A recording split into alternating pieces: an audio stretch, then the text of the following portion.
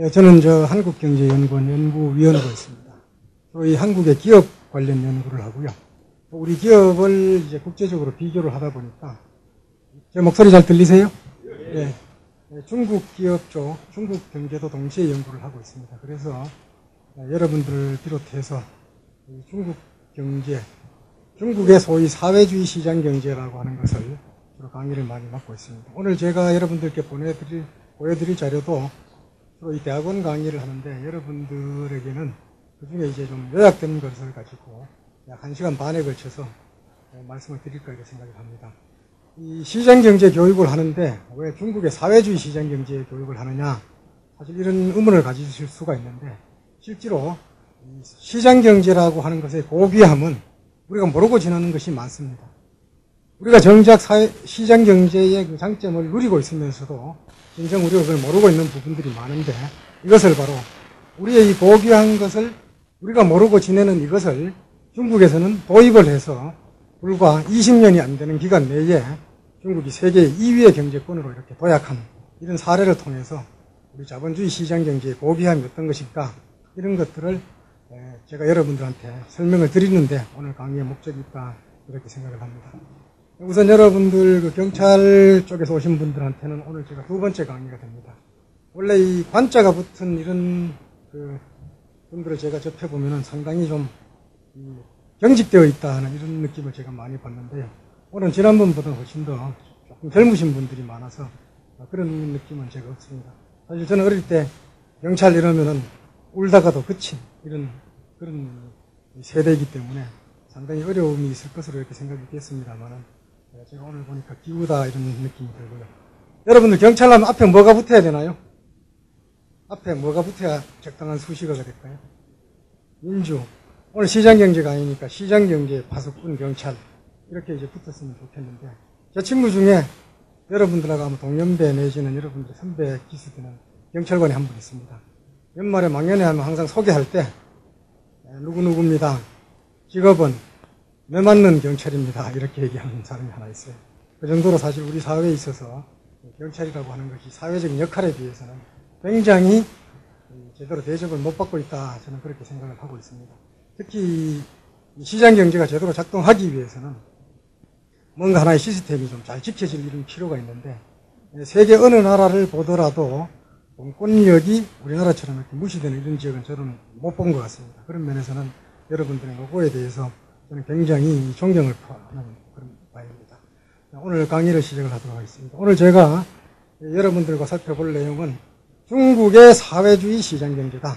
조금 전에 말씀드린 대로 우리가 가지고 있는 고귀한 것, 이것들을 중국이 어떻게 받아들여서 자기들이 오늘날 세계를 그야말로 호령할 정도의 경제강국으로 성장을 했느냐 하는 이런 내용을 주로 보도록 하겠습니다.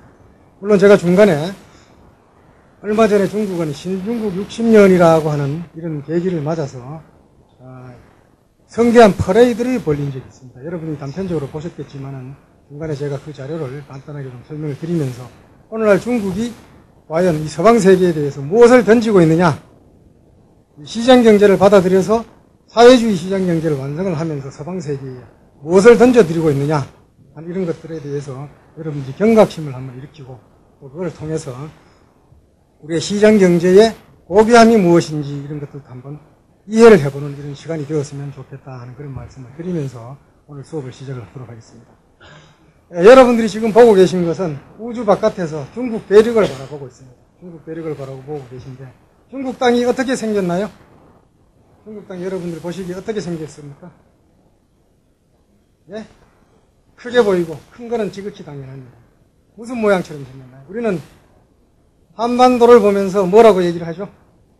한반도. 옛날에는 토끼 같다 이랬는데 한반도를 우리는 호랑이 이렇게 하는 거죠, 그죠? 호랑이가 대륙을 호령한다 이런 모습으로 했는데, 사실 그게 서글픈 역사입니다. 우리가 그동안에 약소민족으로서 항상 이 중국에 시달리는 이런 위치에 있다 보니까 땅 모양에서나마 호랑이 모양을 통해서 우리가 한번 자비를 삼아보자 하는 그런 의도가 있었던 것으로 저는 생각을 합니다. 그렇지만은 여러분들 오늘 제 강의를 들은 뒤부터는 절대 이제 우리나라는 세계에서 약소국이 아닙니다. 중간 정도도 아닙니다. 우리나라는 세계의 강국입니다. 경제적으로 강국이고 유사일에 어느 시대보다도 우리 경제는 세계에서 강국이고 여러분들이 외국에 나가서 기죽을 필요는 전혀 없습니다. 제가 미국에 유학을 할 때 그때 미국 신문에 나온 한국 사람들의 인지도는 미국에서 52개 민족들 가운데 51위였어요. 인디언 다음으로 인지도가 낮은 그런 것이 바로 한국 민족이었습니다. 근데 유학 갔다 온 지로 지금 한 20여 년이 흘렸는데 지금 제가 보기에는 세계 어디에 나가서도 한국 사람이라는 것에 대해서 이제는 여러분들은 자부심을 가져도 충분히 하다. 자부심을 가지고 충분한 자격이 있는 이런 경제권에 살고 있다. 이런 생각을 여러분 하셔도 될 겁니다. 제가 그런 말씀을 드리는 이유는 중국은 과거부터 강국이었어요. 강국이었고 보시다시피 방금 어떤 분이 얘기를 하셨는데 중국 사람들은 중국 땅을 뭐라고 생각을 하느냐 하면은 암탉이 알을 품고 있는 모습이다. 이렇게 중국 사람들은 스스로 생각을 합니다. 그래서 중국 닭이 가슴에 살이 풍부하잖아요. 그래서 오늘날 또 악바슴살처럼 중국에서도 가슴 부위, 배 부위가 사실은 살이 많이 져 있는 이런 나라가 바로 중국입니다.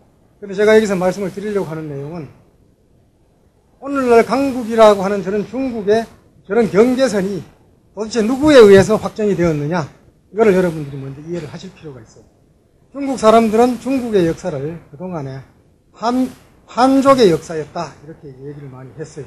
그런데 실제로 따져보면은 여러분들이 잘 아시는 중국을 처음 통일한 진시황은 역시 한민족하고 유래가 가까운 선비족 출신입니다.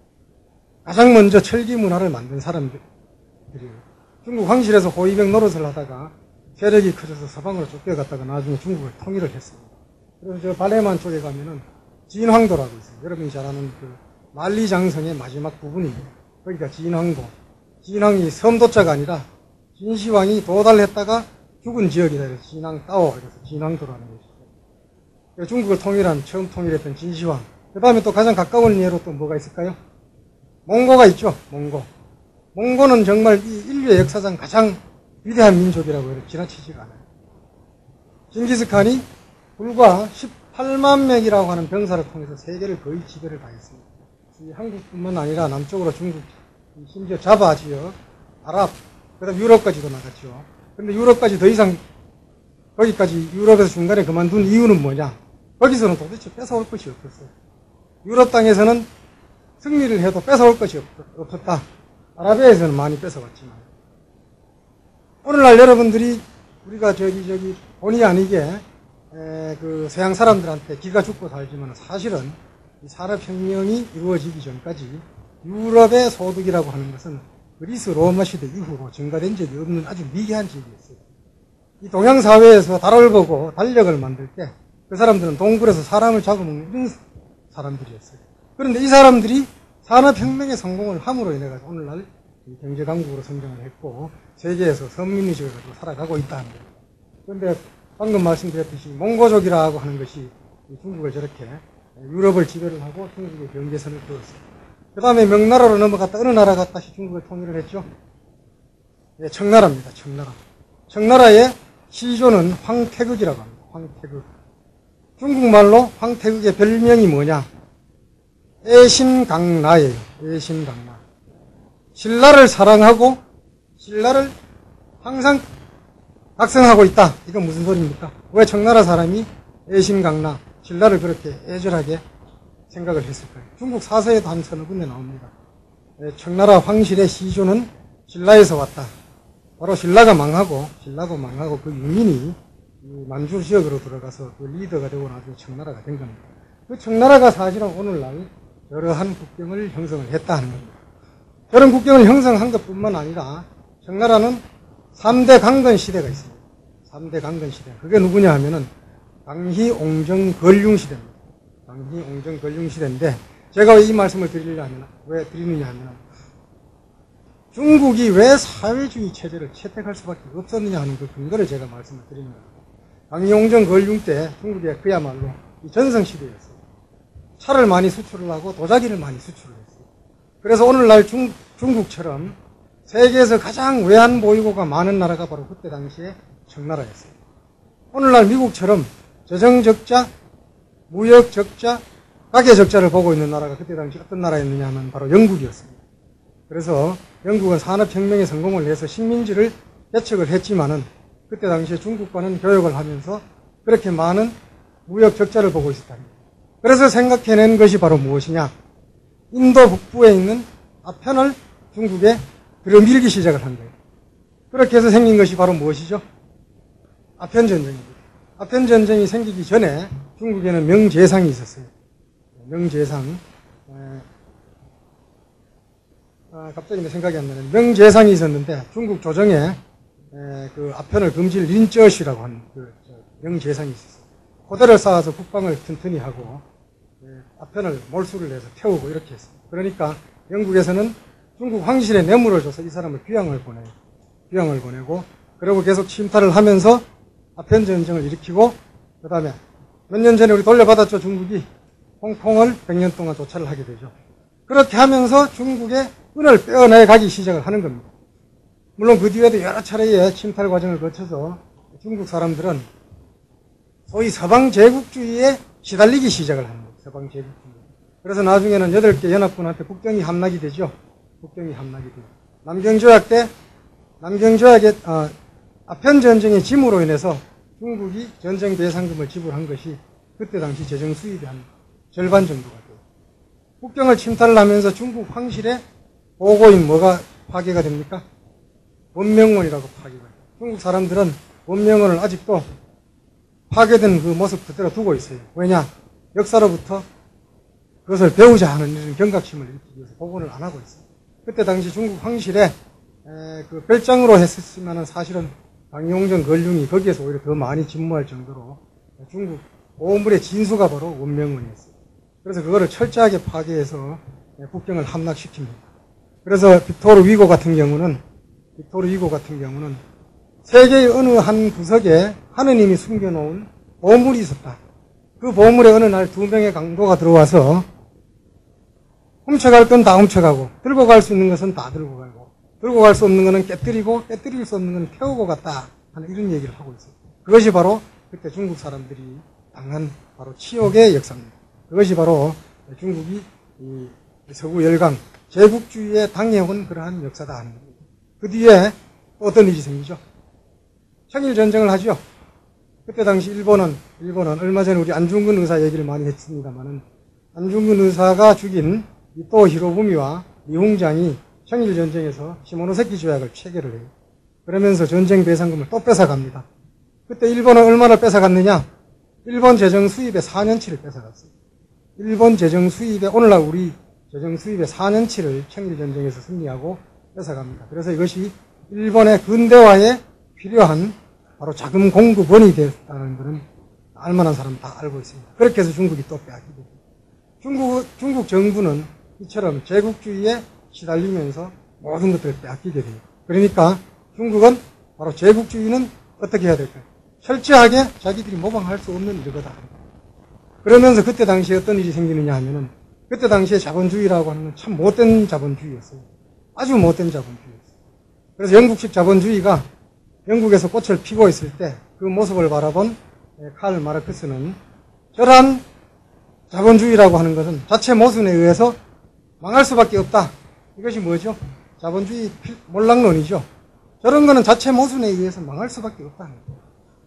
그리고 더 나아가서 어떻게 하죠? 저런 못된 자본주의 체제라고 하는 것은 우리 프롤레타리아가 적극적으로 나서서 어떻게 해야 돼요? 뒤집어 엎어야 된다는 거예요. 뒤집어 엎어야 된다. 그게 바로 프롤레타리아 혁명론. 우리가 대학 교육 받을 때는 자본론 이런 거 들여다보지도 못했어요. 사실 들여다보면 별 것도 아닌데 왜 그런 자신감을 우리가 가질 수 있게 되었느냐? 그거는 바로 우리가 사회주의하고의 경쟁에서 이겼기 때문에 지금 들여다보면 아무것도 아닌 거예요. 그런데 그때 당시 칼 마르크스가 그런 거를 보고 공산당 선언이라는 걸 했어요. 그래서 뭐라고 썼습니까? 마지막에 뭐라고 썼어요? 예? 우리 프롤레타리아가 소위 소수의 지배계급들은 공산당 혁명에 의해서 벌벌 떨 것이다. 우리 프롤레타리아들이 혁명을 통해서 이룰 수 있는 것은 쇠사슬밖에 없고 얻을 수 있는 것은 전 세계다. 프롤레타리아들아 단결하라 이렇게 얘기했죠. 그렇게 해서 실제로 그때 당시 자본주의가 벌벌 떨었어요. 그리고 그거를 모방을 해서 실제로 한 것이 바로 러시아 혁명이에요. 그래서 소련에서 사회주의 혁명이 성공을 하고 10년 동안 공업화를 하는데 그때 당시 이것이 엄청난 성공을 거두게 됩니다. 그때 공교롭게도 중국에는 어떤 일이 생기느냐 하면은 이제 제국주의와 싸우고 그 다음에 청나라 정부 봉건주의와 싸우면서 서서히 마오쩌둥이라는 사람이 출현을 하게 됩니다. 원래 마오쩌둥이라고 하는 사람은 국민학교 선생 출신이고 중국에서는 위대한 혁명의 영도자 이렇게 하지만 또 중국 사람들, 또 많은 사람들은 모택동을 자기의 개인적인 욕망을 충족시키기 위해서 국익을 저것처럼 버린 사람이다. 국가의 부를 완전히 소실시킨 사람들, 이렇게 비판하는 사람도 있어요. 그래서 중국 사람들은 마오쩌둥을 평가를 할 때 항상 둘로 나눠서 합니다. 혁명의 마오쩌둥, 그 다음에 대표적인 실패가 이제 문화혁명이니까 문혁의 마오쩌둥, 이렇게 두 개를 분리를 해서 항상 자기 사회주의 체제를 설명을 할 때는 사회주의 혁명의 성공자로서 마오쩌둥을 많이 부각을 해요. 이런 측면은 우리가 사실 나중에 말씀을 드리겠습니다만 박정희 대통령에 대한 평가도 역시 사회적으로 엇갈리는데 중국에도 지도자에 대한 평가는 그렇게 엇갈리고 있습니다. 그래서 그때 당시 중국이 바라보니까 이제 서방 제국주의에 대한 그것도 자기들의 미래가 아니다. 그 다음에 봉건주의도 미래가 아니다. 그렇게 생각하고 선택한 것이 바로 그때 당시 소련에서 채택한 사회주의다. 사회주의가 그렇게 해서 중국이 사회주의를 채택을 한 겁니다. 그래서 중국은 사회주의 채택을 하고 물론 이 아편 전쟁에서부터 사회주의를 채택하고 개혁 개방을 이르기까지 거의 200년이라는 시간 동안 서방 세계와는 불역의 역사였었고 또 폐쇄적인 역사였습니다. 그런데 개혁 개방, 사회주의, 오늘 제가 여러분들한테 설명을 드릴 사회주의 시장 경제라고 하는 이런 거를 채택을 함으로 인해서 그야말로 이제 세계의 강국으로 등장을 했어요. 그래서 작년도에는 베이징 올림픽을 통해서 자기들의 모습을 서방 세계에 보여줬어요. 아주 대등하게 보여줬어요. 그리고 이번 신중국 수립 60주년 기념 행사에서는 신무기 50여 개 정도를 선보이면서 말 그대로 서방 세계에 대해서 이제는 일종의 선전포고에 가까울 정도의 자신감을 내비친 게 오늘날 중국 경제의 모습이다라는 것을 제가 여러분들께 말씀드리는 거예요. 어쨌든 이러한 국경은 중국 사람 스스로 오랑캐라고 불렀던 이민족에 의해서 오늘날 저러한 중국의 국경이 형성되었다. 저런 국경이 형성되었고 중국 사람 스스로는 알을 품는 자기의 모습으로 이해를 한다. 이렇게 이해를 하시면 됩니다.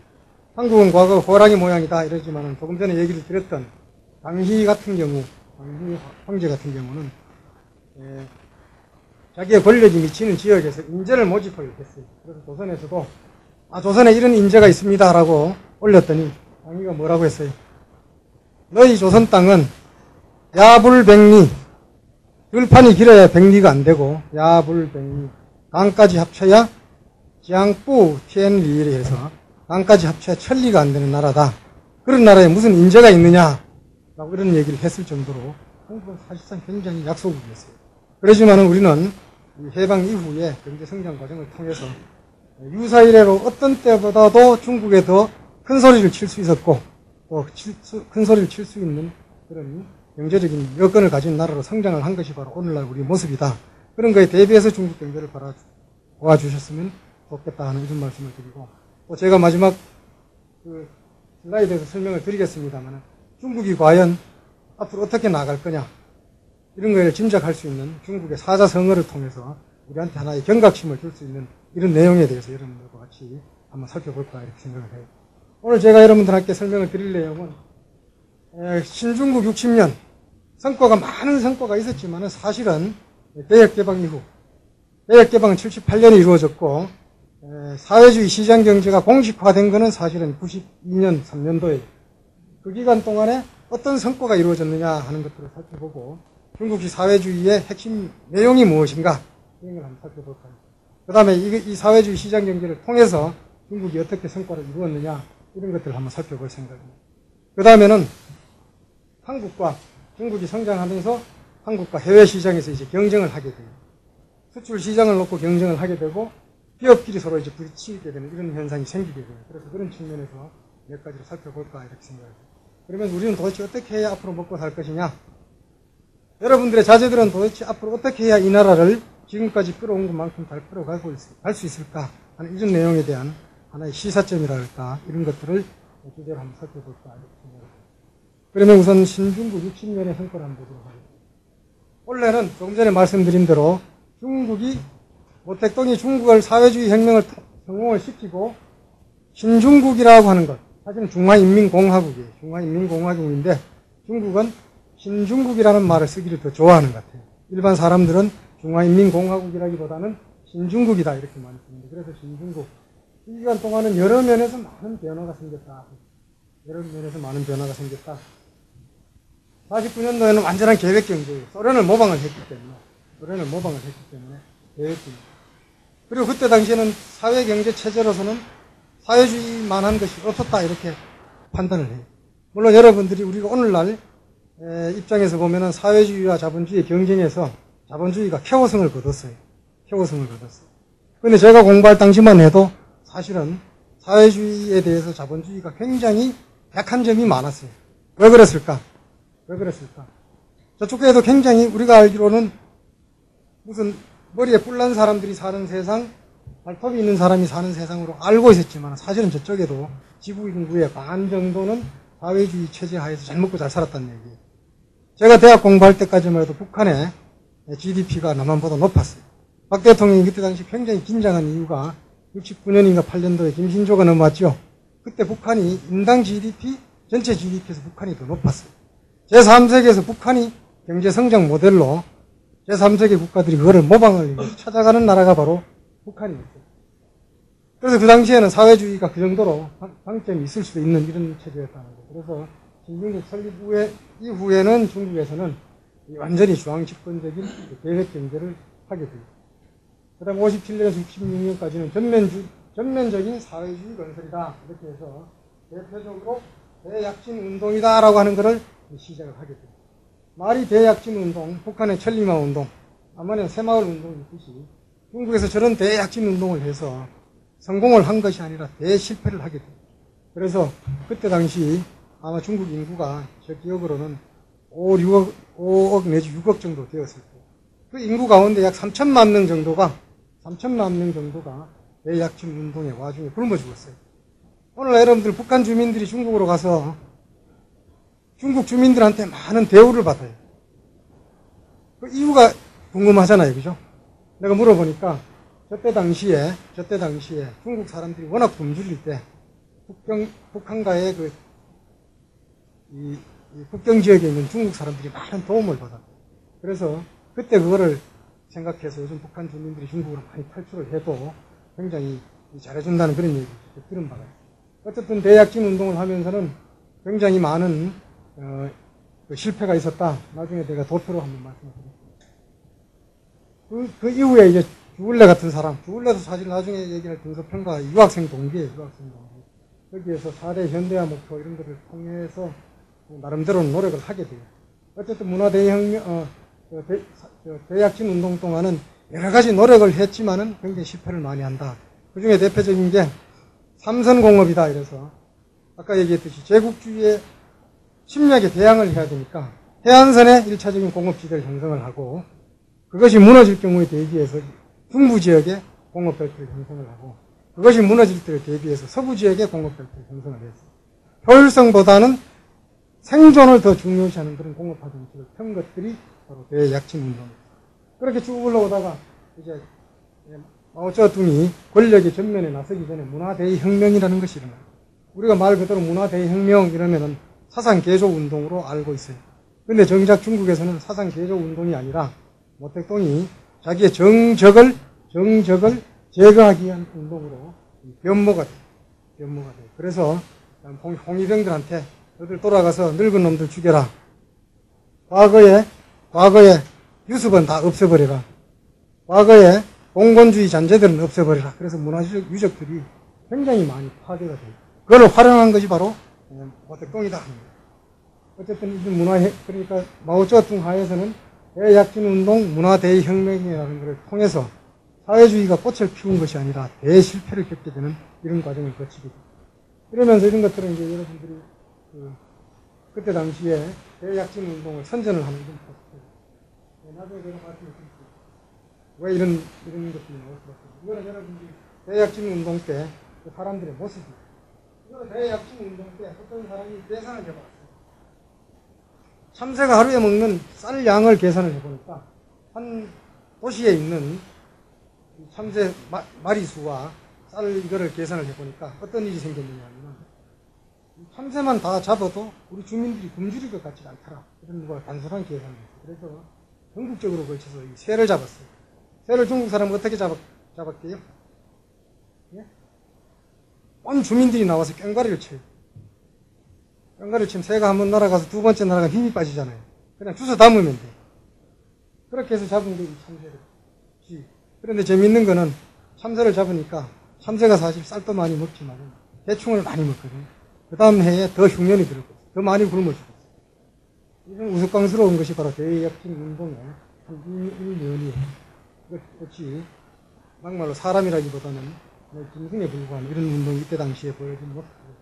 이건 나중에 저기 문화대혁명, 불교 문화들 다 부시고 늙은 사람들 다 잡아 덮치고 한국전쟁에 참여했던 팽덕회라고 있죠. 팽덕회. 그 사람은 사실 중국 사람들은 한국전쟁에서 승리했다고 생각을 해요. 여러분이 중국 단동에 가게 되면은 항미 전승기념탑이라고 하는 것이 있어요. 거기에서 승리한 아주 중국 사람으로는 영웅이에요, 영웅. 그런 사람도 문화대혁명 가운데 젊은 애들한테, 중학생들한테 끌려가서 아주 모진 고역을 당합니다. 이 사상개조 운동을 통해서 자기 정적을 없애는데 활용한 것들이 바로 문화대혁명이다. 문화대혁명이다. 물론 요즘 와서는 이제 일부 복원이 되고 있습니다. 공자묘 같은 경우 저렇게 파괴되었다가 이렇게 다시 이제 보존이 되고 있는 이런 모습으로 볼 수 있습니다. 이런 과정을 거쳐서 드디어 이제 78년부터 등소평이라는 사람이 이제 전면에 나서게 돼요. 아까 내가 얘기했듯이, 말씀드렸듯이, 마오쩌둥이라고 하는 사람은 철저한 혁명가다 하는 거예요, 혁명가. 그러니까 자기의 이 사상을 절대 바꿀 수가 없는 거예요, 바꿀 수가. 근데 등소평은 자본가 출신이에요. 자기 형인가는 주민들한테 맞아 죽었어요. 중국의 일기 유학생으로 프랑스 유학을 갔고, 거기서 공산당 활동을 하다 소련으로 도망을 갔어요. 두 나라에 유학을 했지만은 두 나라의 언어를 못할 정도로 아주 땡땡이를 잘 치는 사람이 역시 등소평이었다.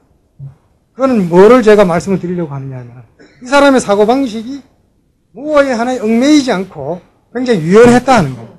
그래서 사회주의 혁명이 성공한 나라에서도 저 사람은 바로 흑묘백묘다. 흰 고양이건 검은 고양이건 뭐가 중요하냐 이거예요. 귀만 잘 잡으면 된다. 그래서 다른 말로 얘기하면 선부다. 부여해지는 게 최고다. 먼저다. 이렇게 얘기를 시작을 해요. 그렇지만은 많은 노력을 했음에도 불구하고 중국의 관료사회가 움직이질 않아요. 수십 년간 해왔던 이 관료사회가 움직이질 않는 거예요. 그래서 여담으로 내가 들은 얘기 가운데 등소평이 중국 관료사회한테 던져요, 말을. 중국 땅에서 있으나 마나한 땅 나한테 한 10년만 맡겨보아라. 이거. 중국 땅에서 있으나 마나한 땅을 나한테 한 10년만 맡겨보라. 그렇게 해서 한 것이 바로 홍콩 뒤편에 있는 뭐죠? 심천이에요, 심천. 10년 만에 심천을 세계적인 도시로 만들어 놓은 걸 보고 서서히 중국 관료사회가 움직이기 시작을 해요. 그래서 어쨌든 초기에는 흑묘백묘 이런 거를 세우면서 그전에는 새를 꽉 끊겨 잡고 있다가 이제는 새장 안에서 새는 자유롭게 움직일 수 있게끔 굉장히 숨통을 키워줬어요.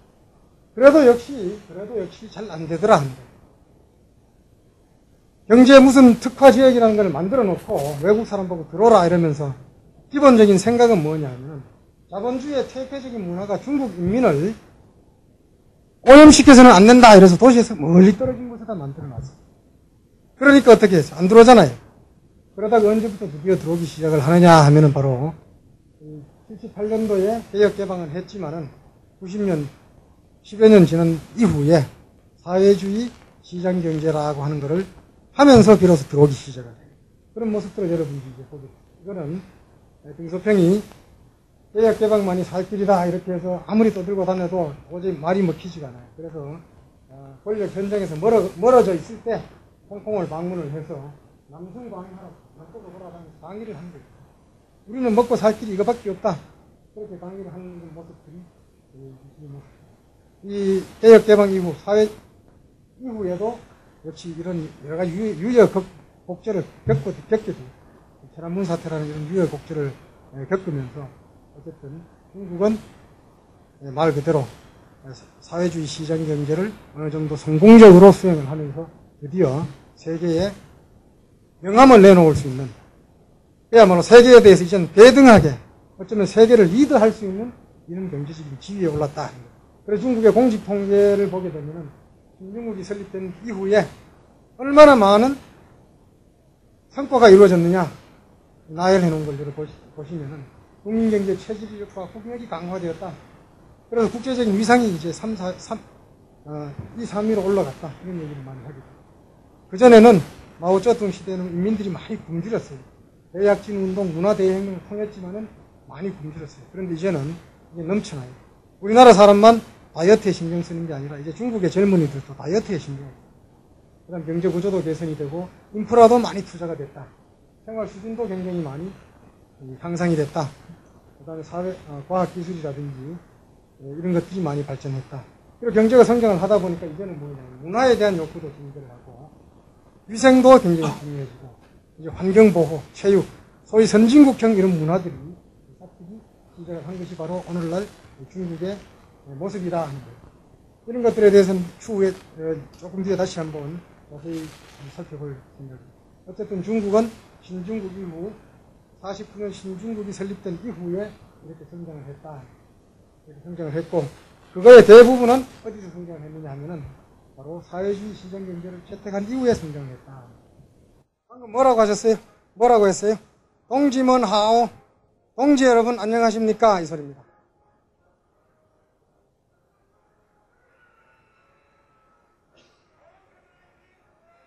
동지먼 싱플러. 동지 여러분 수고하셨습니다. 사회주의에는 계급 차이가 없습니다. 그래서 모든 사람이 동지들입니다. 이 말이 사실은 사회주의 혁명을 성공시키는데 굉장히 큰 역할을 했어요.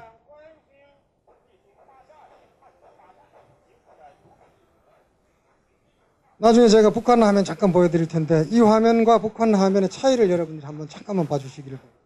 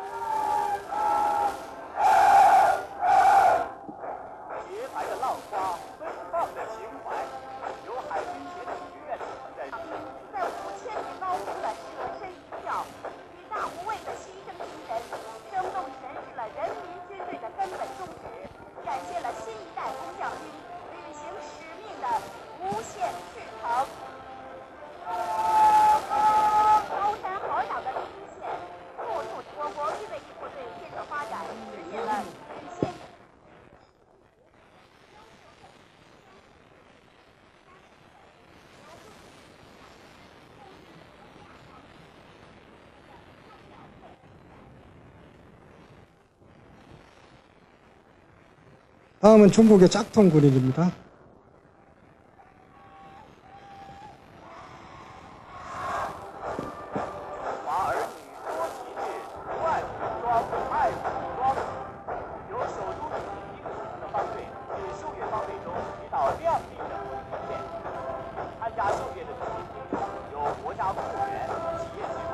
잘생겼죠? 체격도 크고요. 사실은 군인이 아니고 전국에서 모델 1m 70에서 80되는 모델들을 선발을 해서 이 앞에 있는 사람은 이 다임러 크라이슬러 모델이고요.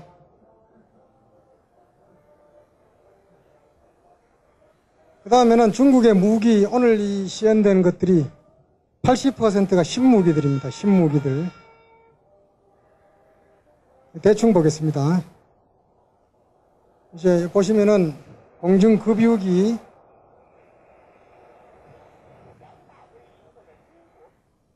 네, 대충 정도로 보시고요. 그 다음에 제가 여기 화면이 있는지 모르겠는데 북한군을 잠깐 보시게요. 북한군은 제가 왜 보느냐, 여러분들 지금 화면이 별로 좋지는 않은데 여러분들 일견 보시기에 무슨 차이를 느꼈어요? 제가 여러분들한테 설명을 하려고 하는 게 중국의 사회주의 시장 경제를 통해서 중국이 뭐가 틀려졌느냐, 북한하고 비교해 봤을 때 문화 대혁명이라든지 저 때는 별 차이가 없었어요. 우선 뭐가 틀립니까? 키가 틀리죠? 이거 굉장히 중요한 겁니다. 제가 이 북한도 몇 번 갔다 왔었는데 처음에는 인민군들 굉장히 무서운 줄 알았어요. 멀리서 보면 옷도 이 황색빛이 약간 나고. 근데 한 3일 머물면서 자주 보니까 우리 중학생들 같아요. 중학생들. 남한 군인들 올라갈 때는 별 생각 없이 올라갔었는데 내려오면서 보니까 우리 어릴 때 우리 한국군과 미군들을 보면 큰 차이가 나잖아요. 그죠? 우리 남한 군인들이 북한군하고 비교했을 때 그때의 그 모습이. 그리고 남한 군인들은 얼굴에 전부 기름기가 흐르고 전부 잘생겼어요. 키도 한 10여 cm 이상 크고 그 정도로 차이가 납니다. 바로 제가 방금 여러분들께 보여드린 이것들이 중국이 사회주의 시장경제 체제를 통해서 불과 20년 만에 만든 모습이 단적으로 여기 드러난다 하는 것을 제가 여러분들에게 설명을 드리려고 했던 내용이고, 또 중국이 이런 이번에 신중국 60년 행사를 이렇게 거대하게 한 것은 바로 서방세계에 대한 자신감의 표현이다. 서방세계에 대한 자신감의 표현이다. 조금 뒤에 말씀을 드리겠습니다만은 중국의 외환보유고가 조금 전에 말씀드렸던 청나라 시대 때 중국이 세계에서 가장 많은 외환보유고를 가지고 있었던 것처럼 이제 중국이 불과 이 아편전쟁 이후 200년이 안 되는 기간에 다시 그 지위를 되찾고 있다 하는 겁니다. 그거를 여러분들께 말씀을 드리려고 했던 거고, 어쨌든 중국이 이러한 성공을 통해서 이 소위 과거에는 이 엄포 단계라 그랬어요. 엄포. 요즘 북한에서는 뭐라 그러죠? 리밥에 고깃국 먹는다 그죠? 그 단계가 중국에서는 엄포 단계, 배를 따뜻하게 하는 단계였어요. 그런데 이 단계를 이제 지나가지고 이제는 뭐냐면 샤오캉 사회다. 중국 샤오캉 사회다. 이건 뭐냐면은 결혼을 하는 젊은이들이 냉장고, 세탁기, 에어컨을 가지고 자가용을 가지고 있을 정도, 이런 사회. 이것이 바로 샤오캉 사회인데 실제로 중국이 그런 사회를 달성을 했어요. 그렇게 되다 보니까 이제 어떤 문제가 생기느냐 하면은 우리와 마찬가지입니다. 에너지 문제가 생기게 되고 환경 파괴가 생기게 되고, 그 다음에 지역 간에 동부 지역을 중심으로 성장을 해왔기 때문에 서부 지역이라든지 북부 지역은 낙후됐어요. 그런 문제가 대두가 되고 있고, 약삭빠른 공산당원은 빨리 나와서 돈을 번 다음에 국유재산을 그 사람들이 자금력이 있으니까 다시 사간다는 거예요. 그러다 보니까 어떻게 돼요? 부자가 점점 더 부자가 되는. 과거에 우리나라도 무슨 정부 자산을 불화를 받을 때 어떤 사람들이 많이 받으니까 요즘 경제력이 집중됐다 이런 얘기를 많이 하잖아요. 중국에 이제 그런 현상이 많이 생기게 되고, 중국에는 431이에요. 431. 중국 사람은 431 종합증이라고 하는데 4명의 할아버지 할머니 밑에 2명의 부모가 있고 2명의 부모 밑에 1명의 자식이 있다는 거예요. 우리보다 더 심한 게 중국의 바로 고령화예요. 경제 문제라고 하는 건 사실상 우리도 과거에 1인당 소득을 높이기 위해서 산하 제한을 했지만은 시간이 지나고 보니까 이제 어떻게 돼요? 여러분들 아마 퇴임하시면은 굉장히 힘드실 거예요. 제가 퇴임해도 마찬가지고. 이제 우리도 2015년이 되면은 고령화 사회에 접어들게 돼요. 젊은 사람들은 직장은 없고 많은 노인들을 먹여 살려야 되는 이런 사회에 다다라요. 그래서 농담으로 어떤 우리 경제학하는 사람들 가운데 야 이제 인류대학을 나와서 인류기업에 취직을 해서 40대 초반에 이제 쫓겨나야 된다. 특별한 케이스 아니면은. 그리고 살기는 몇 살까지 살아야 될까요? 한 80까지 살아야 되잖아요. 그러니까 아무리 계산을 해도 병들고 교통사고 나서 죽는 것보다는 어떻게 굶어 죽을 확률이 더 높다 이런 얘기를 하죠.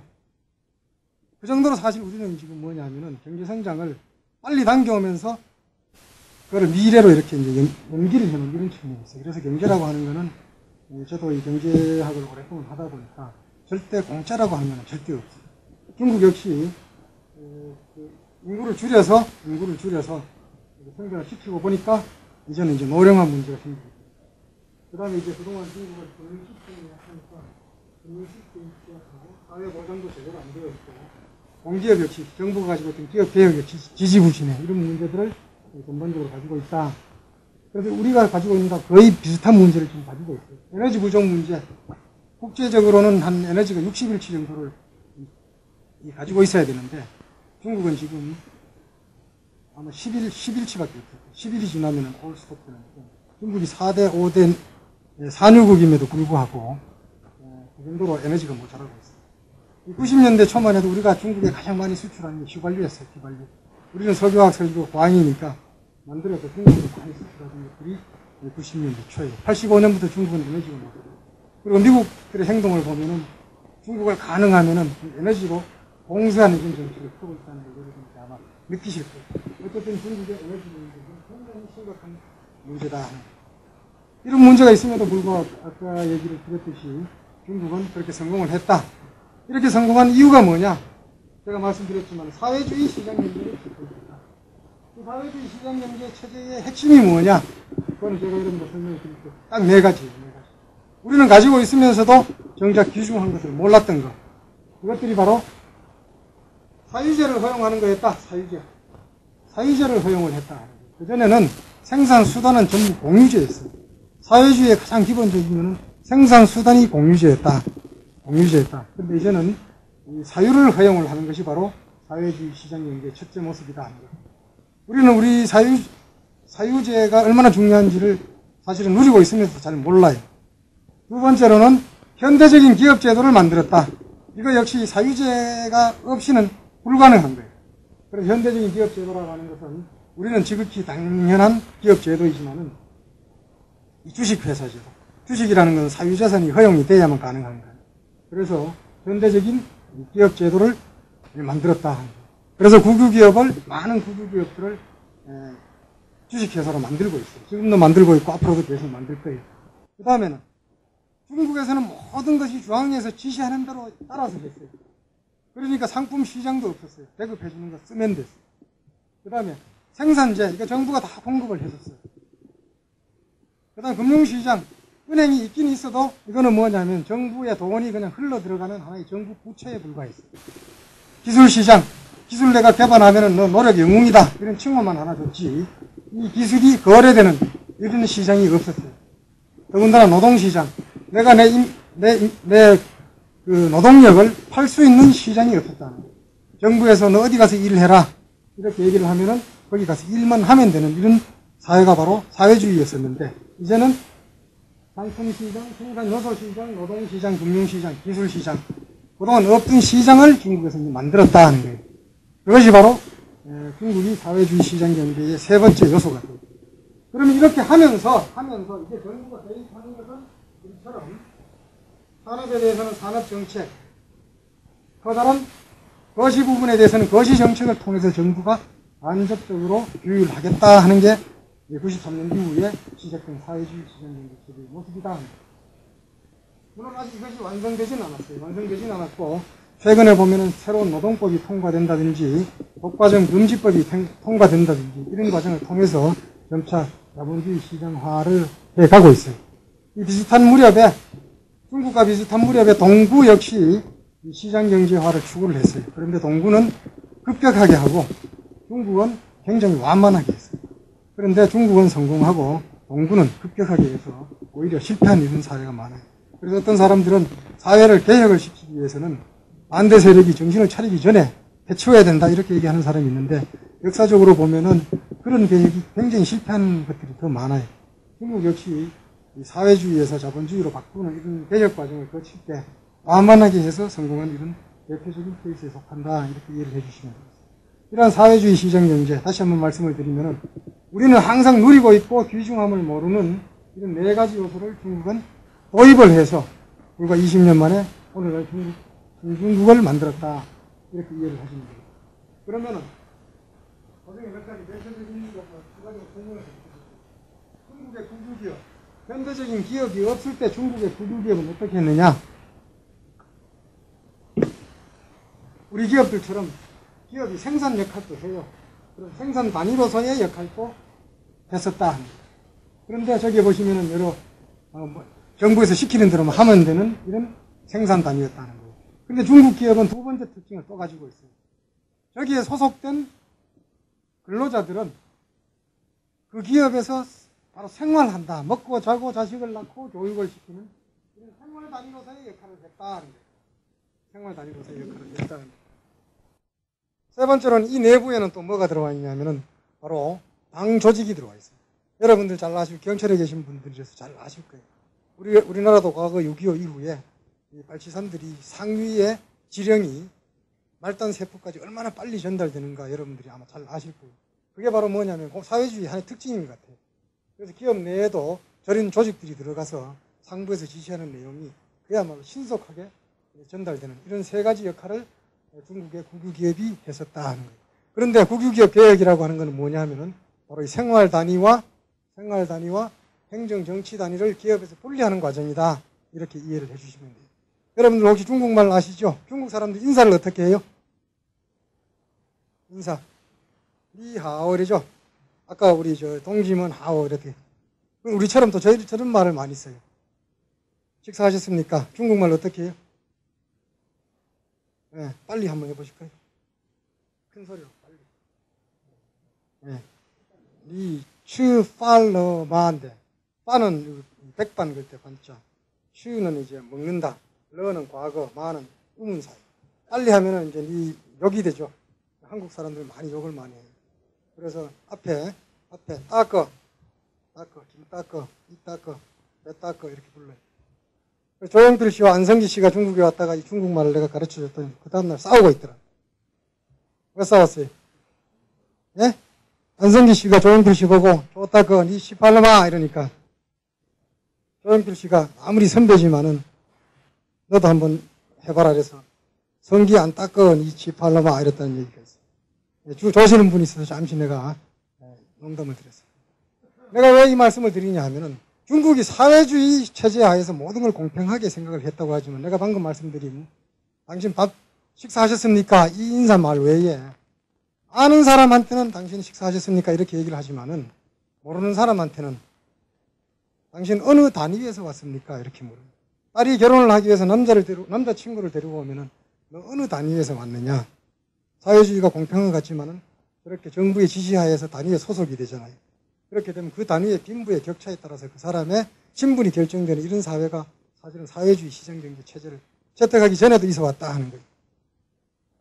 그리고 저 단위라고 하는 거는 중국의 저 단위라고 하는 것은 생산 단위, 그 다음에 생활 단위, 행정 정치 단위가 이랬죠. 이거를 가만 보면은 중국은 큰 것이든 작은 것이든 그 안에 모든 기능을 다 가지고 있어요. 우리 기준으로 보면 어떨까요? 큰 조직이건 작은 조직이건 모든 기능을 다 가지고 있다.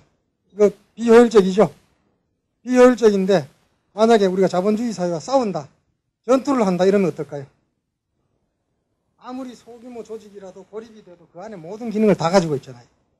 그러니까 생존에 유리하다는 거죠. 그러니까 사실은 우리가 이해를 해줄 필요가 있는 게 이 사람들이 사회주의 저거를 하면서도 제국주의에 그야말로 치가 떨리게 혼이 났다는 거예요. 그런 것들을 아직까지도 반영을 하고 있다. 이렇게 이해를 해 주시면 되겠습니다. 그 다음에 이제 아까 얘기했던 그 문화대혁명을 통해서 중국에는 인민공사 체제라고 하는 걸 하는데 여기 보시면은 모택동이 그린 도원경이 있어요. 이거 그야말로 이 농민은 원하는 때에 원하는 만큼 일하고 먹고 싶을 때 배불리 먹을 수 있는 이런 사회를 중국에서 한번 건설해보자. 여러분들 이런 사회에 있으면 가시고 싶어요? 가시기 싫어요? 가지고 싶죠? 우리 저 젊은 학생들한테 얘기하면 답이 별로 강하지가 않아요. 나이가 이렇게 드신 분일수록 저런 데 있으면 가시겠습니까? 당연히 가죠. 그런데 불행하게도 저런 구호를 외친 정치 지도자나 종교 지도자는 성공한 예가 거의 없어요. 그게 무슨 소리냐 하면은 저런 사회라고는 달성 불가능하다는 사회죠.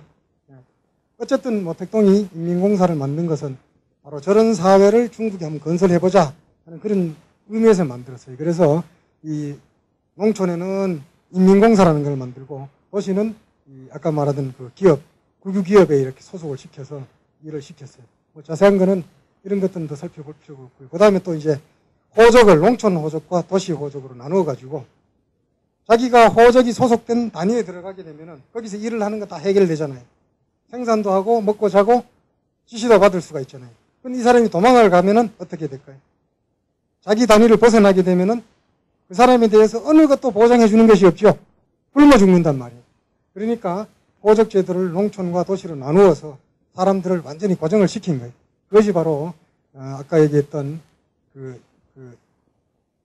대약진 운동 당시에 했던 모습들이에요. 뭐 이 문제점 여러분들이 다 말씀드렸던 것이고, 그런데 이런 걸 했는데 중국에서도 어느 시골, 그야말로 깡촌에서 중국에서 제일 가난한 동네, 자기들이 스스로 거지들의 고향이라고 부르는 이 동네에서 열몇 세대가 공모를 하게 돼요. 그전에는 자기들이 생산한 거 많이 생산하건 적게 생산하건 전부 정부에 갖다 줬는데, 이제는 야 우리 좀 적당하게 하자. 그래요. 정부는 쏘게도 우리끼리는 절대 쏘기지 말자. 꼽을 쳐놓은 것도 절대 쏘기지 말자. 걸리면은 그 자식이 성인이 될 때까지 우리가 보살펴주자. 이렇게 비밀리 해가지고 생산성이 굉장히 올라갔어요. 그래서 이 사람들이 잘 살게 되니까 주위에서 이거를 모방을 해서 중국 전역으로 퍼져나가기 시작합니다.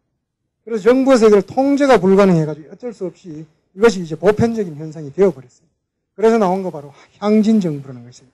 향진이라는 건 우리로 말하면은 읍면인데, 이 향진 정부가 들어서고 인민공사를 대체해서 들어서고 농사를 짓는 것뿐만 아니라 농민이 소규모 농기구라든지 이런 거를 만드는 공장을 운영하게 돼요.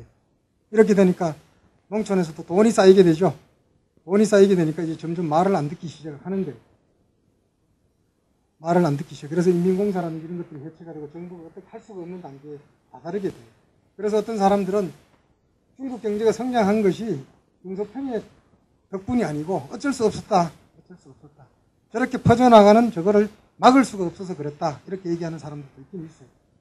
어쨌든 그런 과정을 거치게 되었다 하는 거고, 금융시장은 중국에는 아직까지도 제대로 된 금융시장이 없어요. 자세히는 말씀을 드리지는 않겠습니다만은, 중국의 오늘날 많은 산업 분야에서 경쟁력이 높아지고 있지만 금융 부분이 가장 취약해요. 그래서 아직까지는 개방을 완전히 안 하고 있어요.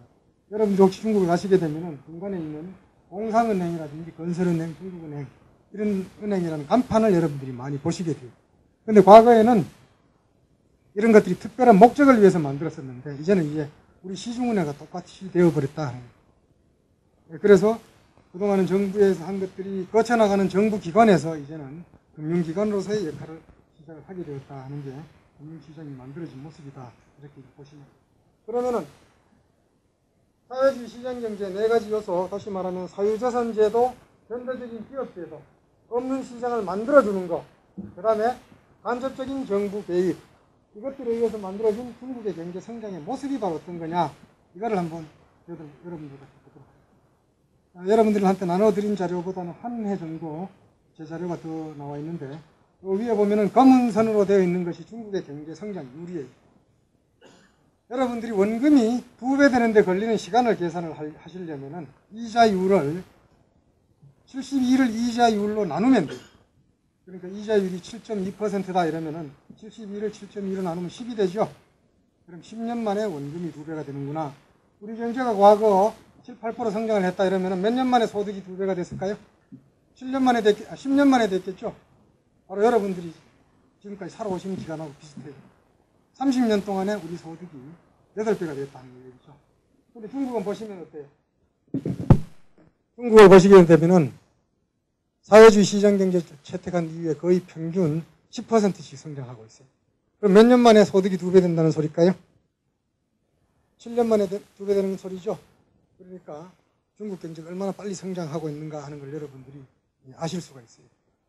과거에 일본이라든지 동남아에 있는 여러 나라들이 고도 성장할 때는 사실은 한국의 고도 성장 때부터 더 높은 성장을 많이 했어요. 그런데 중국 역시 우리보다도 월등히 높은 이런 성장을 부과를 하고 있다 하는 이런 모습으로 여러분들이 이해를 하시면 되겠습니다.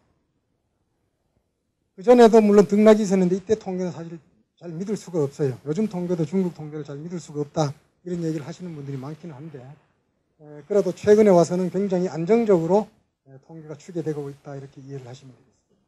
그 다음에 중국이 경제성장을 촉발시킨, 중국의 경제성장을 촉발시킨 것은 바로 뭐냐면 개혁 개방이고 사회주의 시장 경제다. 그러면서 외국 사람들로 하여금 중국에 아무런 위험 부담 없이 들어오게 만들었어요. 역시 93년 이후에 중국에는 바로 외국인 투자가 물밀듯이 들어오기 시작을 했다 하는 거예요. 그러면서 수출 수입의 적어도 60%는 외국계 자본이 들어가 있는 회사에서 담당을 했다는 거예요. 역시 93년 이후에 수출 수입이 늘어나고 뭐가 또 늘어나죠? 무역 흑자가 중국으로 많이 들어오게 되죠. 그러니까 중국에 돈이 많이 들어오게 돼요. 청나라 시대 때 차와 도자기를 수출해서 중국에 많이 은이 들어오듯이 지금 돈이 많이 이렇게 들어오고 있어요. 저렇게 중국 경제가 잘 되니까 또 외국의 투기 자본들이 어떻게 할까요? 중국에 많이 들어가죠. 그래서 오늘날 중국에는 외환 보유고가 역시 개혁개방 이후 이렇게 늘어나고 있어요. 이게 얼마나 빨리 늘어나는 건 여러분들 감이 가시죠? 이자로 말하면 복리예요, 복리. 이렇게 늘어나고 있고 1년 동안에 늘어나는 외환 보유고의 양이 우리나라 전체가 가지고 있는 양만큼 늘어난다.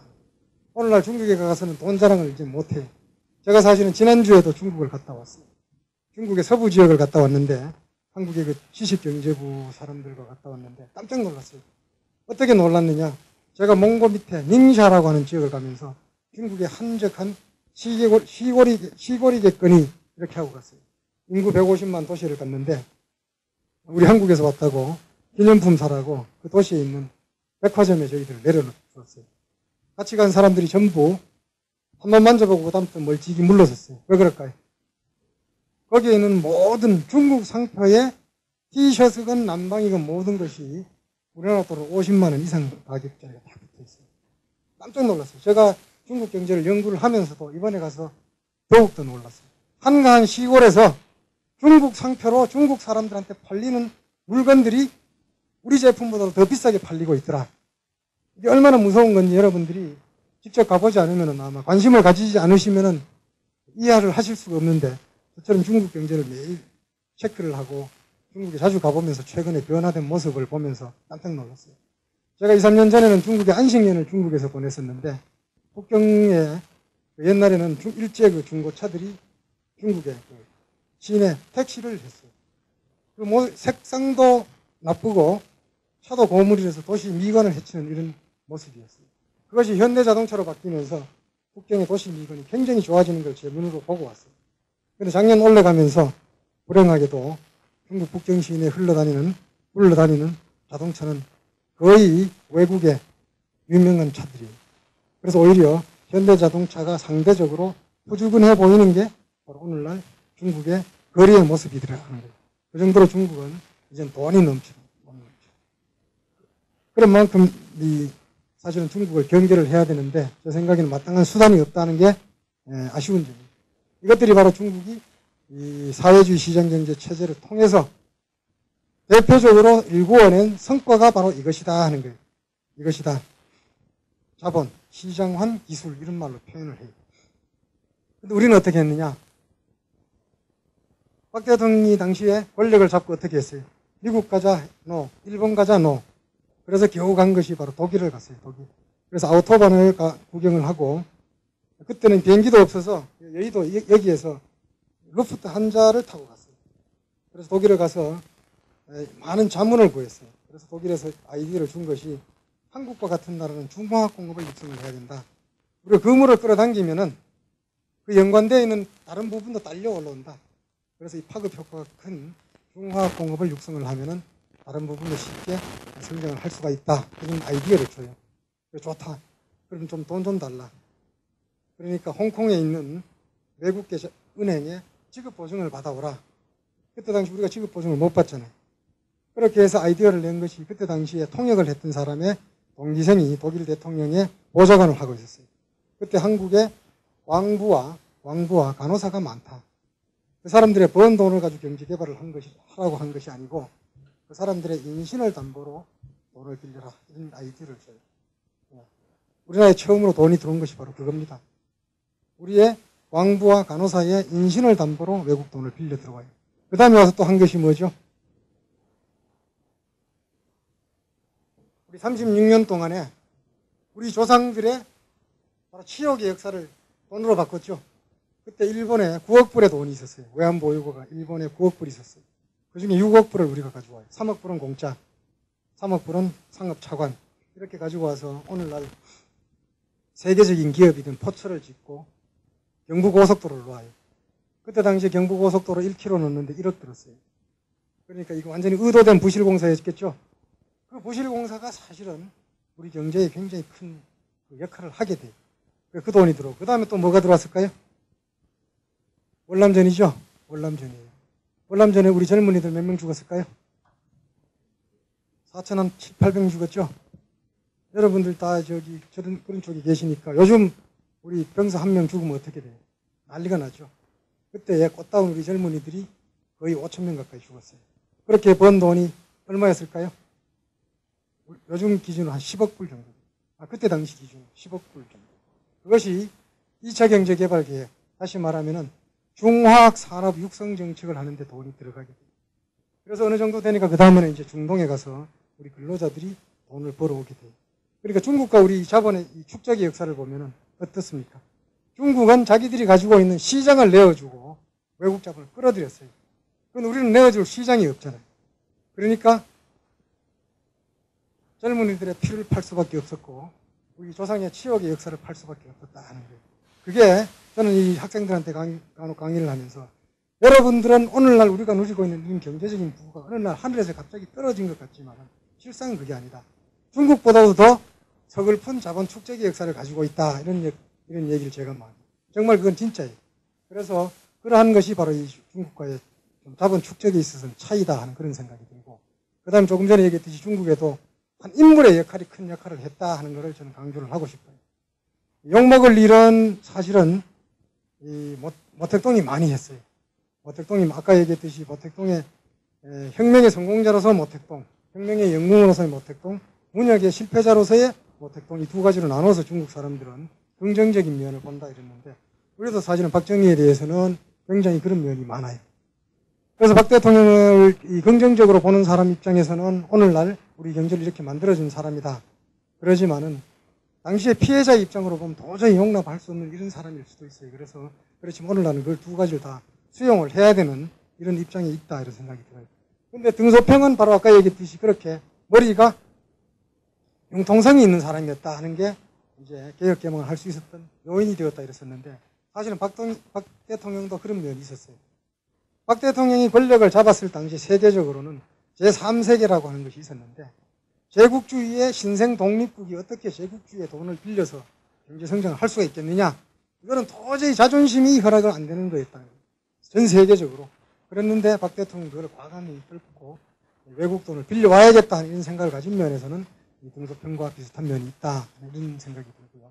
그 다음에 아까 얘기했던 이 대약진 운동은 대실패를 하게 된 원인이 있어요.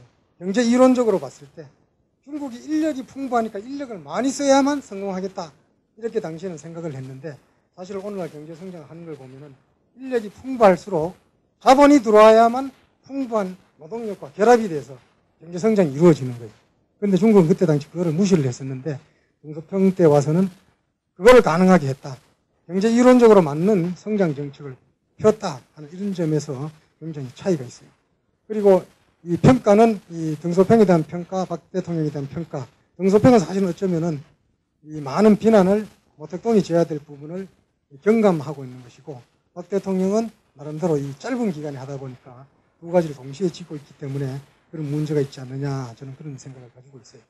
어쨌든 그때 당시에 굉장히 우스꽝스러운 얘기를 말씀을 드리면은, 그때 우리 금지곡이 뭐가 있었을까요? 박 대통령 당시에 금지곡.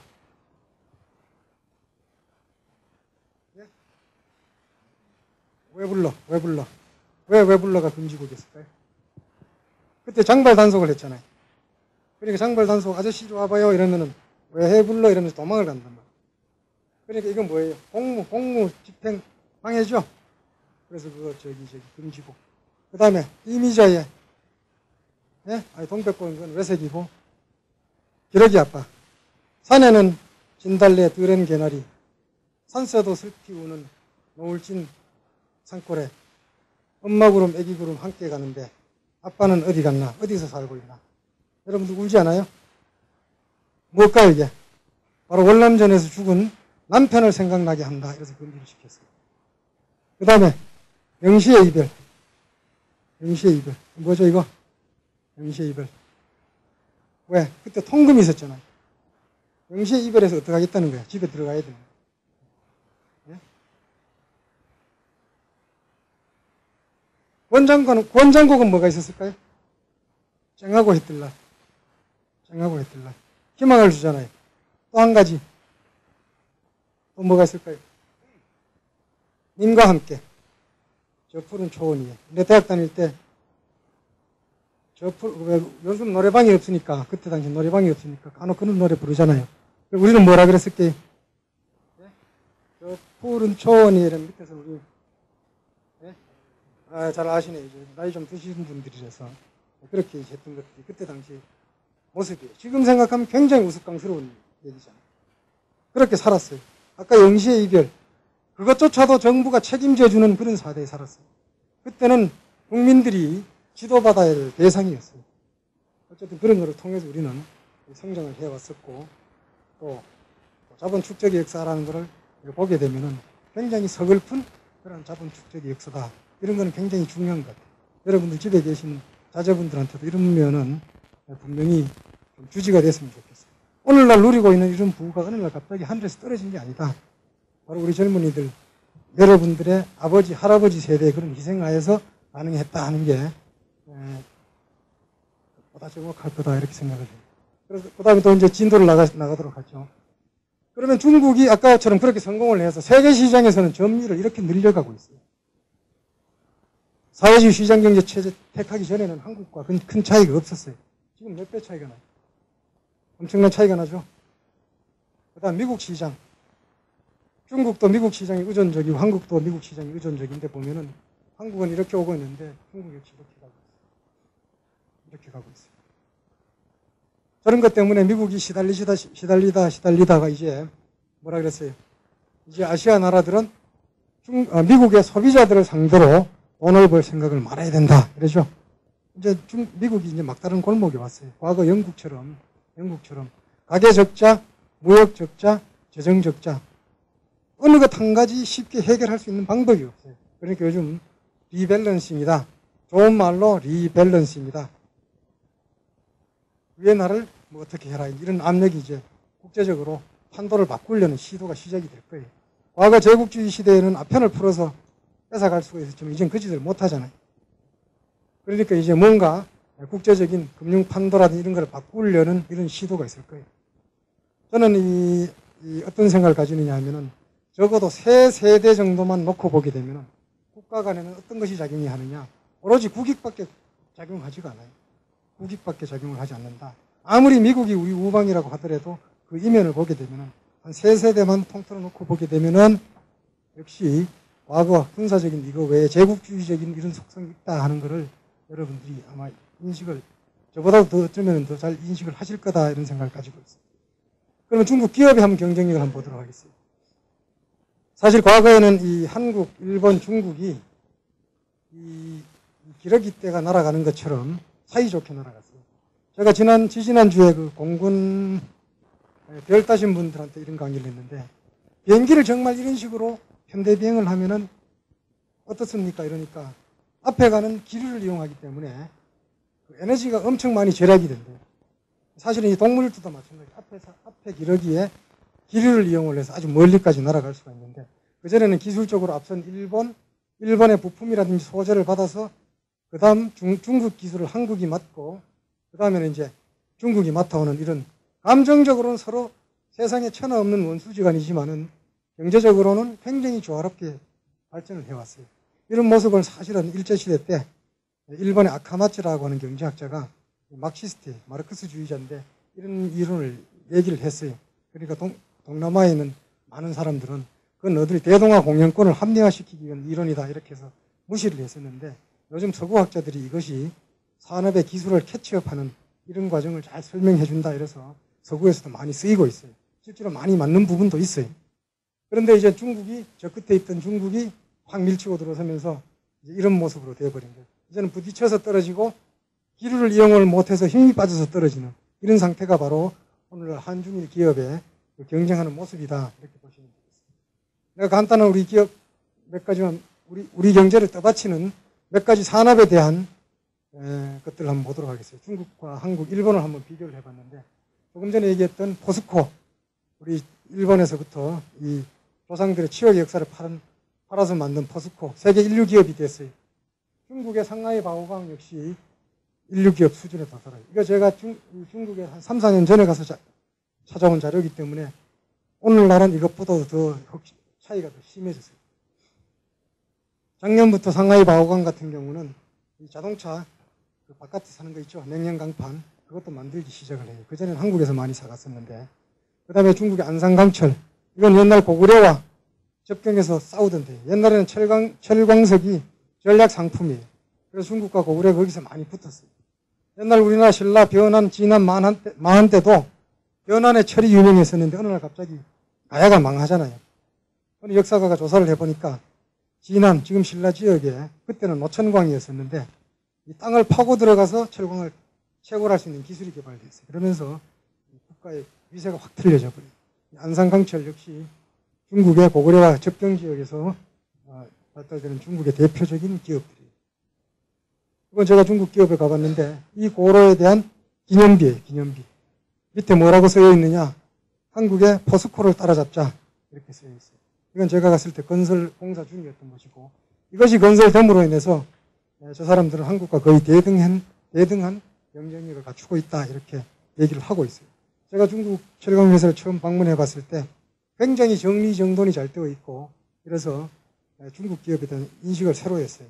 그전에 제가 들은 중국 기업의 정보라고 하는 것은 지저분하고 종업원들의 질이 수준이 낮고 이런 거였었는데 그것은 그야말로 이 밑에 중소기업들 얘기고 중국의 인류 기업들은 가보면은 오늘날 우리 기업들 보는 것과 큰 차이가 없어요. 저기 있는 직원들 영어 굉장히 잘해요. 브리핑 굉장히 잘해요. 말만 중국말 쓴다 뿐이지 한국 어떤 기업에 들어갔을 때와 큰 차이가 없을 정도로 그랬어요. 그 다음 자동차, 우리나라 현대자동차, 중국의 대표적인 것, 중국의 띠이치, 중국 지도자들이 타는 홍치라는 자동차 여기서 만들어요. 상하이 자동차, 트럭 많이 만드는 동펑, 이것들이 중국의 3대 자동차 회사예요. 지금 얼추 한국 수준 따라왔다 이렇게 보시면 돼요. 이건 중국의 자동차 회사인데 제가 가본 바로는 한국의 현대자동차에 비해서는 생산 라인이 굉장히 늦어요. 이 라인의 속도가 한국 현대자동차는 귀가 아플 정도 소리가 심하게 나면서 빨리 돌아가는데 이건 굉장히 늦어요. 그만큼 현대자동차가 효율적이라는 얘기예요. 현대 그 국경 자동차를 가보면은 이 생산 라인에 미성년자들이 잔뜩 서 있어요. 한국에 와서 현대자동차를 가보니까 머리가 희끗희끗한 노인들이 쭉 서 있어요. 그 정도로 양쪽에 일하는 사람의 수준의 차이가 많이 나요. 그만큼 생산성에도 많이 차이 나요. 물리적인 일을 하는 것은 나이를 벗어날 수 있는 방법이 없어요. 거기는 20대 초반 이 일을 하는데 우리나라는 30대, 40대가 일을 한다. 이런 것들은 굉장히 시사하는 바가 있다. 이런 생각이 들어요. 그 다음에 조선 분야. 제가 중국의 많은 기업인들을 만나보았었는데 한국 기업과 뭐 같이 해볼 만한 거 없겠느냐 이런 제의를 했을 때 당황스러워해요. 왜냐? 나중에 보니까 자기들 머릿속에 한국 기업이라고 하는 존재는 전혀 들어있지가 않아요. 자기들은 자기 갈 길 가고 한국 기업들을 그렇게 높게 평가를 하지를 않아요. 그런데 유일하게 두 가지 유일하게 탐내는 산업 중에 하나가 조선 산업이다. 그런데 지금은 3, 4년 사이에 판도가 완전히 바뀌어버렸어요. 중국은 과거 역대 명나라, 우리나라 세종 당시에 정화의 함대라고 하는 걸 아프리카까지 파견을 해요. 그때 배의 톤수가 7,000톤이었어요. 그 70년 뒤에 콜럼버스라는 사람이 450톤이라는 배를 5척을 끌고 아메리카를 발견을 하게 돼요. 250년 뒤에 우리나라에 거북선이 나오게 돼요. 과거의 중국은 사실은 이 조선을 굉장히 조선이 발달되어 있던 이런 나라예요. 그런데 이 탐을 냈었는데 요즘은 많이 틀리죠. 우리나라 현대중공업 사실은 잘 하고 있는 것 같지만 현대중공업에서 조선 부분의 매출이 지금 점점 줄어들고 있어요. 지금 40%밖에 안 돼요. 그러면 현대중공업은 지금 뭐를 가지고 돈을 벌고 있느냐? 철구조물을 가지고 돈을 벌고. 철구조물이 이노버티브한 건가? 창의적인 사업이에요? 아니면은 중국이 쉽게 쫓아올 수 있는 분야일 것 같아요. 그죠? 그런 면에서는 저는 현대중공업 회장 보고도 물어봤어요. LNG 선박, 그 다음에 석유시 추선, 이거 고부가가치 선박 아니냐? 물어보니까 난 그 소리를 듣고 놀랐는데 그거에서 돈이 안 남습니다. 드릴십 하나 수주 15억 불 받아서 한 10년간에 걸쳐서 만들면 그 이익이 별로 안 남습니다. 그럼 이익이 어디 많으냐? 철구조물 이런 데 남는다.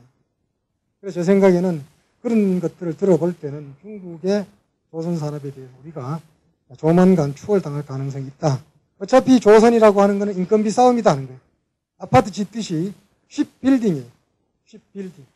배를 빌딩 하는 거다. 아파트 짓는 거가 동일하기 때문에 레이버 인텐시브한 거다. 그런 면에서는 어차피 중국에 내어줘야 될 이런 산업이 아닌가 이렇게 생각을 하게 됩니다. 이거 역시 중국 조선소, 부동조선소, 이쪽은 예련조선소. 저쪽에 아주 신식 건물을 지어놨죠. 신식 건물. 제가 이 조선소 가서는 그쪽에 나이 지긋한 부회장 두 분을 만나봤었는데 설명 아주 친절하게 잘해줘요. 중국 다른 기업을 가보면은 30대 회장이 나오는데 여기는 가보니까 아주 나이 지긋한 아버님 같은 분이 나와서 설명을 굉장히 잘해줘요. 설명 다 잘해주고 자기 경험을 얘기를 해줘요. 자기가 한국에 갔을 때 내가 그래도 이쪽에 부회장인데 현대중공업, 삼성중공업, 대우조선 가서 한번 야드 한번 구경하자 이랬더니만 버스에 태워서 한번 휘 돌고 회장님 가십시오 이렇게 하더라고요. 속으로 막 분을 참고 있어요. 중국 사람들은 자존심이 굉장히 강한 사람이에요. 여러분들 중국 무협지 보면 주로 내용이 스토리가 어때요? 부모님 원수 갚는 거죠. 자기 부모님 원수 갚기 위해서 더 많은 사람을 죽이죠. 근데 그 사람들은 옛날 부천의 와신상담 이런 것들이 중국 말 가운데 원수는 10년이 지나도 원수 갚는 거는 10년도 짧다 이런 얘기가 있어요. 그 정도로 중국 사람들은 은원 관계가 분명하고 과거에 섭섭한 거에 대해서 굉장히 오랫동안 기억을 해요. 그래서 이런 것들을 예우에 신경 썼다 나중에 아마 호되게 한번 당할 거다는 이런 생각을 제가 가지고 있어요. 이거는 이제 일반 공산품. 여러분들 보시면은 신문지상이 많이 들었을 거예요. 여러분들 중에 잘못된 정보가 중국 농산물 싸구려다. 중국 김치 싸구려다. 중국 한약재 싸구려다 이런 얘기만 여러분들 들으셨을 거예요. 그런데 똑같이 일본은 중국산 농산물, 중국산 한약재 다 들어가서 그런 얘기가 없어요. 이건 우리 한국의 문제예요. 그것을 가지고 오는 것, 중국 사람들이 먹지도 않는 것을 한국 사람이 들고 와서 한국에서 팔면서 중국산 싸구려다, 저질이다 이렇게 얘기를 해요. 중국에서 한 달이라도 살아본 사람은 중국에서 채소들이 얼마나 싱싱하고 좋은 게 많은지 이런 것들을 이해를 하실 수가 있어요. 이런 짝퉁의 모습 여러분들이 언론에서는 보았지만 이제는 중국에서는 이거는 그냥 아주 사소한 부분에 불과해요.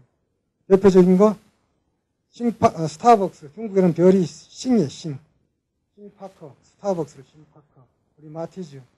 중국 사람들은 영어를 잘 모르니까 필라를 FTZA로 이렇게 복사를 해요. 소니, SQNY. 골프채. 제가 중국에 있을 때 이 드라이버 잡고 한번 쳤더니만 공원 레이디 티까지밖에 안 가는데 저 머리는 휙 날아가서 온그린 될 뻔.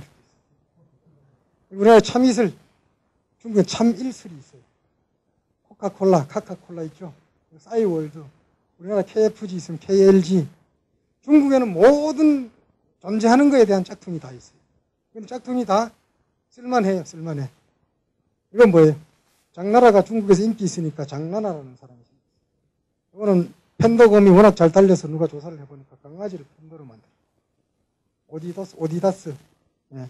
저는 중국 가면 시계를 많이 사는데 초기에는 시계를 사고 한국에 와서 노래방 가서 놀다가 박수치고 놀다가 집에 갈 때 시계를 보면 시침이 빠져 있었어요. 어느 날 이 시계 줄이 떨어져 있어요. 그래서 요즘 내가 노래방 가도 박수치는 버릇이 없어져 버렸어요. 아줌마 춤추듯이 이렇게 막이 많은데 그게 과거의 중국 짝퉁의 모습이에요. 근데 오늘날은 이런 짝퉁을 워낙 잘 만드니까 본사에서 이 짝퉁 회사를 찾아서 우리 하청 들어와라 이렇게 하는데 하청 안 들어가요. 왜 안 들어오냐? 이게 더 장사가 더 잘 된다. 잘 된다. 그래서 이런 모습들 우리가 우습게 지나가고 있지만 사실은 우리도 과거에 짝퉁을 잘 만들었는 것 같지만은 제가 기억하기로 짝퉁은 인삼 수출할 때 도라지 섞어서 판 거, 흑염소 인기 있을 때 흰 염소에다가 페인트 칠해서 판 거, 그 다음에 회를 뭐로 한 거, 이런 몇 가지 좀 에피소드적인 이런 것들이 있지. 중국 사람들처럼 잘 못 만들었어요. 근데 이제는 정말 잘 만들고 이런 모습들이 중국 전체는 아니다. 아까 얘기했듯이 이제는 중국산 제품이 중국 사람들을 상대로 한국 제품보다 더 비싸게 팔리는 이런 단계에 와 있다. 이렇게 여러분들은 좀 이해를 해주시면 좋겠어요. 중국이 성장하면서 한국과는 조금 전에 수출 시장, 경쟁력, 나쁜 역할만 했느냐 하면 그것이 아니에요. 사실 우리도 굉장히 많은 도움을 봤어요. 수출을 많이 할 수가 있었고, 그 다음에 중국 시장에, 우리 시장에 들어가서 우리가 구조조정 망할 기업들이 중국에 들어가서 적어도 10년 이상 살을 수가 있었어요. 요즘은 이제 많은 기업들이 많이 망했어요. 이제는 칭따오라든지 위해 이런 데 가보면은 액세서리 만들고 봉제 이런 것들을 좀 많이 망하고 있어요. 거의 초토화되다시피 하고 있어요. 초기에는 중국에 많이 팔아먹다가 한국에서 원자재를 많이 가져가다가 경쟁이 안 되니까 한국에서 가져가서는 경쟁이 안 되니까 중국에서 제품을 조달해 쓰다가 같이 원자재를 조달하는 기업들이 같이 나가는 단계를 거쳐서 이제는 일부 자본재, 고급 자본재 분야를 통해서 중국의 수출량을 늘리고 있을 뿐이에요. 이제 한국은 중국이 한국의 가장 큰 교역 대상국, 중국한테 한국은 한 4위 정도 돼요.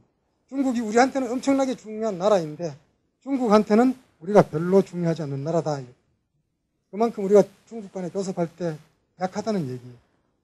몇 년 전에 한국의 마늘이 대품이 돼서 중국산 마늘 수입을 막아버렸죠. 그때 마늘, 양파 합쳐서 600만 불밖에 수입되지 않았어요. 그러니까 중국에서 곧바로 아무 소리 없이 막아버린 게 뭐예요? 1억 5천만 불 수출하던 우리 핸드폰 수출을 막아버렸죠. 그러니까 우리는 중국에 대해서 뭔가 딜을 할 때 레버리지가 전혀 없어요. 이런 것들. 그러면 이제 우리는 어떻게 먹고 살아야 되겠느냐 하는 이런 얘기가 이제 남겠죠. 제가 보기에는 사실 별 마땅한 방법이 없어요.